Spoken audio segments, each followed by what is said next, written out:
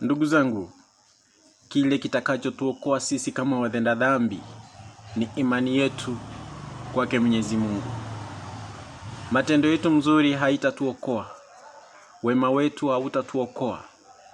Kwa hiyo tusipige kifua kwa yale mema tunayoyatenda. Unajua sisi ni binadamu ambao tunajaribiwa wakati wowote na kuanguka. Hatuna msimamo, aliye ni msimamo ni Mungu Baba.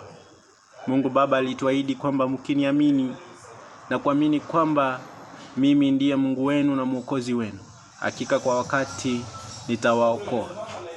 Nitarudi na nitawaokoa. Na waambieni wote wasiojua habari njema kunihusu wapate kujua habari njema, ili wapate kuokolewa kupitia mimi. Kwa hiyo kama unamwamini Yesu kama Mwokozi wako, kuwa tayari kumkaribisha, kwa maana aliubeba msalaba kwa ajili yako, alitukanwa kwa ajili yako, alimwaga damu kwa ajili yako, alisulubishwa kwa ajili yako, akakufa na akafufuka kwa ajili yako, ili nawe utakapokufa kwa dhambi upate kufufuka tena, na atakubariki na mwili mpya ambao hautawahi kuwa na uwezo wa kutenda dhambi. Haleluya! Bwana Yesu asifiwe. Bwana Yesu ndiye Mwokozi wetu.